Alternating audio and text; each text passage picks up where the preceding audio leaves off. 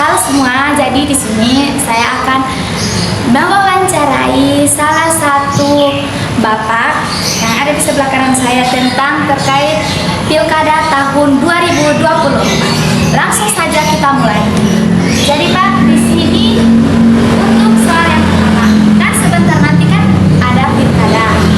Pertanyaan saya, apakah Bapak mempunyai kriteria tersendiri dalam memilih calon pemimpin di tahun 2024 sesuai dengan nilai Pancasila? Terima kasih Dona Valencia. Menurut saya hanya 3.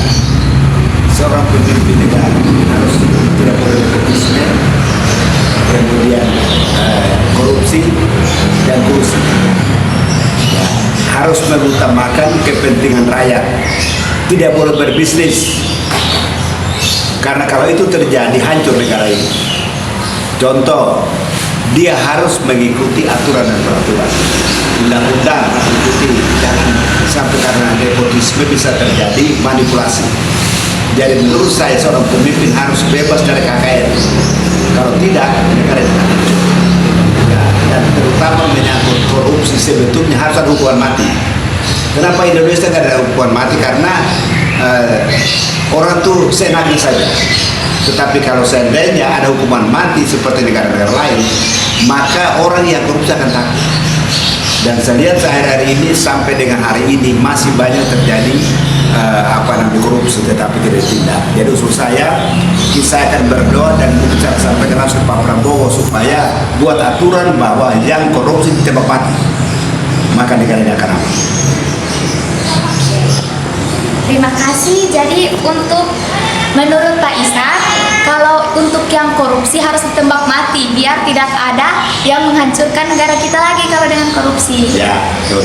Untuk soal yang kedua, apa pendapat Bapak tentang orang yang tidak mau menggunakan hak pilihnya? Nah, orang ini sebetulnya perlu sosialisasi karena hak pilih itu merupakan hak langsung, umum, bebas dan rahasia. Jadi sebetulnya kalau warga negara yang baik dia harus datang, karena itu hak pilih. Jangan sampai nanti bisa terjadi seperti tahun-tahun sebelumnya bahwa bisa suara itu dipakai. Nah, jadi menurut saya perlu ada sosialisasi dari Valencia supaya bagaimana sehingga memberikan pemahaman buat setiap warga negara bahwa memilih wakil rakyat atau pemimpin itu hak. Makanya hak itu digunakan dengan sebaik-baiknya. Oke. Yang ketiga, ini adalah salah satu pertanyaan menarik. Apa harapan Bapak kepada seorang pemimpin yang nantinya akan terpilih? Ya, harapan saya supaya seorang pemimpin harus punya integritas. Apa itu integritas? Apa yang dikatakan dilakukan. Ya, kemudian dia harus berani jujur. Ya, karena pemimpin yang tidak berani pasti dia salah mengambil keputusan. Dan di dalam mengambil keputusan perlu dipertimbangkan jangan sampai keputusan itu memihak kepada pejabat tertentu, tetapi tidak memihak ke rakyat. Karena kita perlu tahu bahwa seorang pemimpin itu harus dia bagaimana dia melindungi rakyatnya sehingga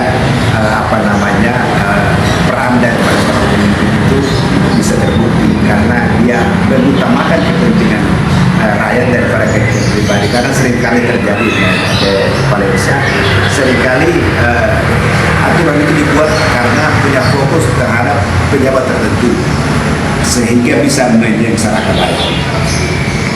Oke, baik Pak. Untuk soal yang keempat, ini kan kalau dekat-dekat pemilu itu kan pastinya ada yang ini pakai uang untuk bayar-bayar itu kan, untuk jadi kasih uang nanti pilih ini ya, nanti pilih ini ya. Jadi pertanyaan saya di sini, bagaimana cara menghindari uang dalam pilkada 2024? Ya, caranya gampang ya Pak. Buat tim, kemudian ada kerjasama antar lembaga hukum, sehingga perlu ada pengawalan ketat bila perlu libatkan masyarakat, sehingga masyarakat bisa pantau siapa yang bisa menggunakan uang. Sehingga dan perlu buat aturan tertulis secara ketat bahwa konsekuensinya kalau kedapatan orang menggunakan haknya karena dibayar, itu perlu ada semacam aturan dari kemudian apa namanya lembaga itu supaya pada saat terjadi seperti itu Pak itu tegas. Kemudian perlu ada aturan mainnya. Jadi perlu ada aturan hukum yang mengatur tentang dilarang untuk menjual, dilarang untuk menggunakan uang sebagai alat untuk bisa mencapai popularitas dan supaya rakyat terpilih. Dan menurut saya perlu dibuat semacam aturan kemudian jadi itu dengan melibatkan aparat pemerintah, aparat kepolisian, tentara sehingga dan lebih bagus lagi kalau kita libatkan anggota masyarakat sehingga dipantau secara terbuka dan transparan sehingga tidak terjadi kecurangan. Oke, soal yang terakhir, menurut Bapak, apa makna sila keempat yakni kerakyatan yang dipimpin oleh hikmat kebijaksanaan dalam pemusyawaratan perwakilan dalam konteks pilkada tahun 2020? Ya, dalam konteks pilkada sila keempat itu kan perlu apa namanya kemakmuran rakyat ya, karena di dalam undang-undang juga mengatakan bahwa undang-undang pasal 33 ya kemakmuran rakyat hak ya, jadi bagaimana yang terpilih nanti bagaimana bisa memperhatikan orang-orang kaya miskin anak-anak yang terlantar kalau itu undang-undang jadi jangan sampai untuk melawan jadi perlu ada semacam aturan untuk bagaimana melindungi masyarakat miskin karena aturan dan undang-undang bahkan miskin dan anak-anak yang terlantar dipelihara orang itu undang-undang. Jadi saya kira supaya dengan Pak Prabowo nanti bagaimana dia bisa jangkau daerah-daerah yang susah dijangkau yang namanya sekarang kan 3T terpencil, terluar dan termiskin. 3T ini perlu. Jadi pembangunan itu jangan semua dijauh. Kita pembangunan itu perlu diarahkan ke desa-desa. Salah satu contoh yang saya salut dengan program IKN, saya pikir IKN ini bagus, artinya bahwa pembangunan di Kalimantan itu bisa sama dengan Jawa. Tetapi untuk saya kalau bisa Maluku dan Papua itu memang daerah masih termasuk termiskin ya. Jadi perlu ada aturan-aturan yang membuat sehingga mereka bisa sementara memang kalau tidak terpotensi sebenarnya tetapi karena masih kurang sarana dan prasarana sehingga membuat kita miskin. Sebetulnya kita miskin, cuma memang belum didukung oleh sarana dan prasarana untuk bagaimana mengelola sumber daya yang ada sehingga masyarakat lain terutama bisa menikmati kurang-kurang kita berdasarkan bantuan dari pada sarana dan prasarana. Contoh pelabuhan perikanan yang saya bawa itu salah satu contoh bahwa pelabuhan perikanan akan tumbuh ekonomi kerakyatan nelayan sehingga dengan demikian ekonominya. Oke, jadi mungkin itu saja yang disampaikan Pak Isa. Terima kasih Pak udah menjawab pertanyaan-pertanyaan. Terima kasih. Soal yang pertama, apakah pendapat Bapak tentang orang yang akan dan tidak akan menggunakan hak pilihnya? Karena semua harus punya kalau tidak memilih ya untuk warga negara kembali karena setiap warga negara yang hidup dalam bebasnya punya hak dan siapapun Untuk soal yang kedua, jadi Pak di sini kan bentar lagi mau pemilihan. Pertanyaannya, apakah Bapak mempunyai kriteria tersendiri untuk seorang pemimpin yang nantinya akan terpilih nanti? kalau kriteria umum sebenarnya seorang pemimpin yang terpilih jadi pemimpin bangsa negara apalagi dia seorang yang melihat kepentingan umum di atas kepentingan pribadi. Jadi orang yang mencintai bangsa berarti harus mencintai warga negara. Karena warga negara tinggal di bangsa ini, maka dia harus mencintai warga negaranya, bangsa dan tanah. Dan untuk soal yang ketiga, apa kan sebentar ini untuk yang pemilihan nih Pak. Jadi kalau yang sudah terpilih, ini pertanyaannya apa harapan dari Bapak untuk orang yang sudah terpilih nanti? Harapan dari saya buat orang yang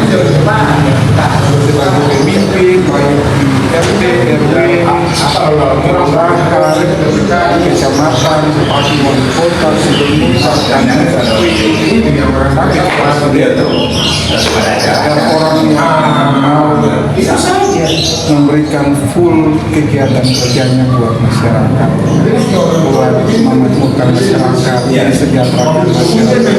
Karena itu tujuan pertama dari seorang pemimpin. Pertanyaan yang tepat kan di sini kan biasa yang saya lihat kan Pak, kalau mau dekat-dekat pemilihan pastinya ada yang dinamakan serangan fajar atau yang namanya kasih untuk kasih uang terus nanti ini ya. Pertanyaan saya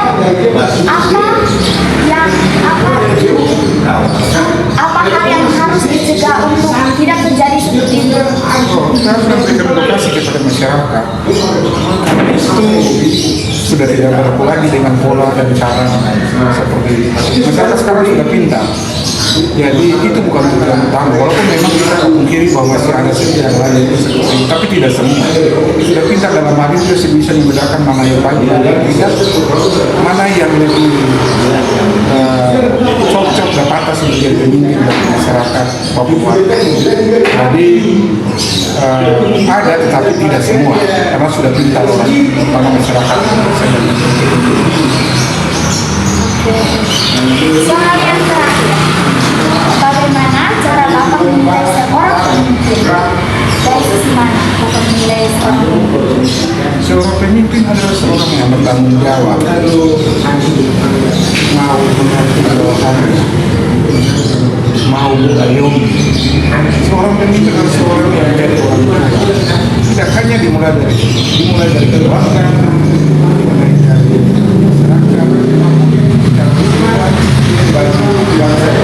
jadi ketika dia menjadi pemimpin, dia harus menjadi masyarakat seluruh warga dalam hal komunitas yang lebih kecil maupun yang lebih besar. Sebagai pemimpin yang baik, tidak melihat kepentingan sendiri, tapi kepentingan orang lain. Terima kasih Pak. Terima kasih. Nona namanya siapa? Jadi Pak, di sini ada pertanyaan. Untuk pertanyaan yang pertama, apa pendapat Bapak tentang orang yang tidak mau menggunakan hak pilih? Oh, itu menurut saya pribadi itu orang paling bodoh. Karena itu setiap rekan negara juga diatur dalam undang-undang dan memberikan itu inspirasi kepada salah calon kalau di pilkada contoh gitu ya, atau dalam pemilihan presiden ya, memberikan suara dia, karena itu sudah hak dia. Kalau dia nggak memberi juga sebenarnya nggak untung nggak rugi, tapi salah. Jadi warga negara harus patuh memberikan suaranya, karena rugi supaya bisa menyenangkan hati dia terhadap dia kan berbeda itu. Untuk seorang Bapak mempunyai kriteria tersendiri untuk calon pemimpin kita. Yang pertama harus takut Tuhan, supaya dia tidak berbuat melenceng daripada aturan agama. Dia punya karisma, punya leadership, kemudian mengayomi masyarakat dan mampu memberikan sentuhan kepada masyarakat melalui program-programnya dia, supaya masyarakat merasa disentuh dan bangga dengan apa yang dia buat. Karena itu tujuan. Untuk soal yang ketiga, kan biasa kalau udah dekat-dekat pemilihan nih Pak, biasa kan ada orang tuh yang ini kasih uang, terus ada yang biasa yang saya dengar ada yang namanya serangan fajar. Ya, money politik. Nah, itu bagaimana cara mengatasi itu biar tidak terjadi itu lagi? Untuk serangan fajar, apa yang tindakan yang dilakukan? Sebenarnya itu kebanyakan terjadi di dalam masyarakat, karena saya juga pernah alami hal itu ya. Sebenarnya tujuannya cuma satu, kalau memang mereka senang sama orang yang dia inginkan, yang dia mau pilih, dia serangan fajar pun nggak ada fungsi. Tetapi yang lebih dia pilih orang yang dia suka. Untuk membatasi hal itu sudah lumrah kebanyakan terjadi dalam keadaan ini. Menurut kacamata saya ya, sering terjadi.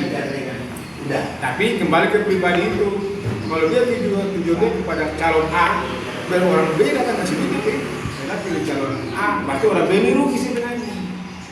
Itu. Untuk soal yang terakhir, bagaimana cara Bapak menilai seorang pemimpin yang akan di tahun ini?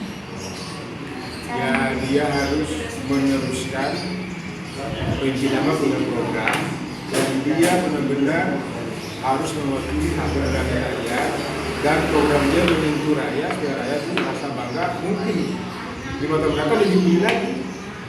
Dan kalau dia nggak bisa menyenangkan hati rakyat dengan program dia, masa depannya kan nggak akan dipilih lagi. Itu tidak bisa. Terima kasih Pak atas partisipasinya. Terima kasih Nona Valencia. Halo semua. Jadi di sini saya akan mewawancarai seorang ibu. Jadi ibu ini adalah ibu kos saya. Untuk pertanyaan yang pertama, kan sebentar lagi kan pilkada. Kira-kira apakah ibu mempunyai kriteria tersendiri dalam memilih calon pemimpin di pilkada nanti sesuai dengan nilai-nilai Pancasila? Ada. Apa tuh Bu? Apa ya? Pikir dulu. 1, harus takut Tuhan. 2, nggak boleh korupsi. Terus 3, jujur, tanggung jawab, amanah kepada rakyat. Yang kedua, pertanyaan kedua Bu, kira-kira apa harapan Ibu untuk calon pemimpin yang nantinya akan terpilih nanti di tahun 2024? Apa harapan Ibu? Semoga pemimpin yang akan datang di 2004, saya sih pengennya bisa mensejahterakan rakyat, mengikuti apa kata hati rakyat. Rakyat bawah, rakyat jelata, itu yang paling penting. Oke. Biar maksudnya biar rakyat di bawah itu sejahtera.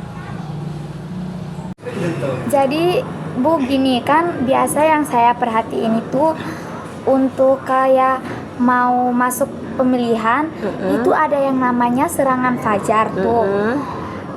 Pertanyaan saya di sini, apa ya kira-kira solusi untuk menghindari terjadinya serangan fajar? Kalau saya tolak. Iya ya, tolak aja. Iya, saya tolak. Saya nggak mau yang begitu-gitu. Harus memilih dari hati. Iya, harus memilih dari hati. Bukan karena uang. Betul, jangan karena uang. Nanti bagaimana negara ini? Kalau apa-apa uang, apa-apa dibeli, Iya. dikasih sembako, dikasih uang, gara-gara untuk memilih si A atau si B, nggak mau itu saya kayak begitu. Apa jadinya nanti rakyat Indonesia kalau seperti itu? Tapi banyak sih yang kayak begitu. Jadi Bu, lanjut untuk pertanyaan berikut. Kan biasa kalau pilkada itu, untuk kayak contohnya nih, besok udah mau pilkada, biasa ada tuh orang yang tidak mau mengikuti pilkada, tapi kayak lari umpet-umpet nggak mau tuh ikut pilkada. Ya, pertanyaan saya di sini, apa pendapat Ibu tentang orang yang tidak mau menggunakan hak pilihnya? Mungkin orang tersebut udah nggak percaya lagi dengan hak pilih. Ya kalau kata saya ya, itu hak mereka. Hak mereka untuk memilih. Mau pilih atau Iya. nggak mau pilih itu hak mereka. Iya, hak mereka. Tapi kan namanya kita punya presiden apa kita kan harus memilih. Tapi kalau rakyatnya nggak mau memilih, ya itu hak dia lagi, kembali ke itu, Kepada rakyat. ke rakyat, apa individu masing-masing. Oke. Kita nggak bisa memaksa hak orang. Untuk memilih. Iya. Jadi Bu, untuk pertanyaan yang terakhir, kan biasa pastinya setiap orang memiliki harapan masing-masing kepada seorang pemimpinnya. Pastinya inginnya pemimpin itu yang takut Tuhan, Ya. yang jujur, tidak korupsi kan Bu. Jadi di sini pertanyaan saya, bagaimana cara ibu menilai seorang pemimpin dari sisi mana? Sesuai dengan nilai Pancasila pertama, apakah ibu menilai pemimpin itu gimana? Pemimpin ya harus takut Tuhan. Kalau dia tidak takut Tuhan, dia bakalan korupsi. Dia memperkaya diri sendiri. Iya, benar. Benar kan? Iya. Nah, jadi kalau dia memperkaya diri sendiri, memperkaya keluarganya sendiri, otomatis rakyat itu dia jatuh miskin semua. Karena dia korupsi. Lah iya, korupsi. Kalau dia tidak takut Ya, Pak. Tuhan. Lah iya, betul. Kayak gitu. Mau jadi apa negara ini kalau dia nggak takut Tuhan? Oke. Jadi pemimpin itu harus amanah, jujur. Nggak boleh bohong. Pemimpin itu omongannya harus dipercaya. harus dibuktikan, tidak boleh bohong. Jangan asal bicara aja dengan rakyat.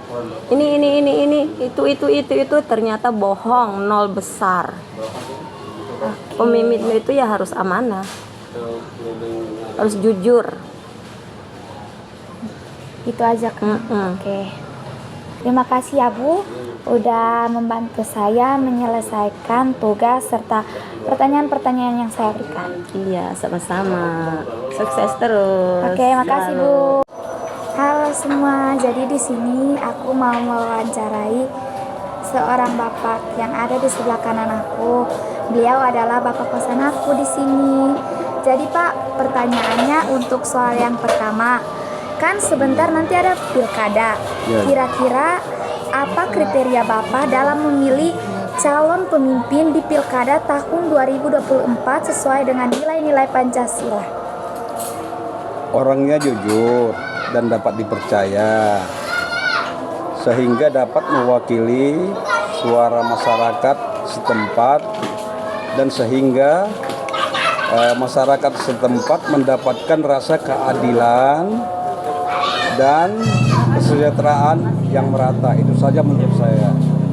Oke Pak, jadi soal yang kedua, apa harapan Bapak kepada calon pemimpin yang nantinya akan terpilih di tahun 2024 nanti? Harapan saya semoga pemimpin yang terpilih dapat menjalankan pembangunan lebih maju lagi dan dapat mengatasi kemacetan dan kebanjiran di Jakarta ini. Oke Pak, jadi lanjut untuk pertanyaan berikutnya. Jadi pertanyaan berikutnya, kan biasa kan untuk itu kalau mau pemilihan ada tuh yang namanya serangan fajar. Saya mau tanya Pak, kira-kira bagaimana cara mengatasi serangan fajar agar masyarakat itu memilih dengan hati mereka sendiri, bukan karena udah dikasih uang mereka pilihnya berdasarkan aja karena ini udah kasih uang aku pilih ini aja deh. Tapi gimana caranya ya biar mengatasi serangan fajar, jangan terjadi lagi serangan fajar itu? Kalau bisa sih masalah serangan fajar ini kan ada orang yang memberikan seorang pemimpin yang mengiming-iming duit kepada kita. Seharusnya kita jangan terima. Harus kita pilih pemimpin itu yang sesuai hati nurani kita. Karena pemimpin yang kita pilih sesuai dengan hati nurani kita itu insya Allah itu adalah pemimpin yang baik. Itu saja. Jadi Pak, pertanyaan yang selanjutnya, apa pendapat Bapak tentang orang yang tidak mau menggunakan hak pilihnya? Orang yang tidak mau menggunakan hak pilihnya adalah orang yang rugi sebenarnya ya. Karena pemilihan ini kan 5 tahun sekali dan itu kita memilih pemimpin yang kita pilih itu adalah pemimpin yang baik untuk pembangunan daerah Jakarta ini. Jadi mari kita sama-sama kita pilih, janganlah golput gitu loh. Jangan golput ya. Pilih masing-masing hati nurani kita.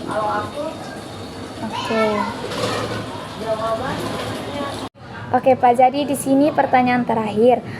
Bagaimana cara Bapak menilai seorang pemimpin? Cara saya menilai seorang pemimpin, saya melihatnya dari segi agamanya dan keyakinannya untuk melaksanakan amanah pimpinan itu kepada dia. Masalah agamanya apapun pemimpin itu, yang penting dia taat untuk menjalankan pemerintahan ini sesuai dengan kepercayaan yang diembannya. Oke, itu aja. Oke Pak, terima kasih. Oke, maka sama-sama ya. Halo semua. Jadi kesimpulan dari video ini adalah untuk para pemimpin yang nantinya akan terpilih di Pilkada tahun 2024 nanti, harapan besar masyarakat adalah semoga di saat udah terpilih nanti, para pemimpin harus memiliki integritas dan bertanggung jawab dan dapat dipercaya, serta mementingkan kepentingan masyarakat lebih dari kepentingan diri sendiri.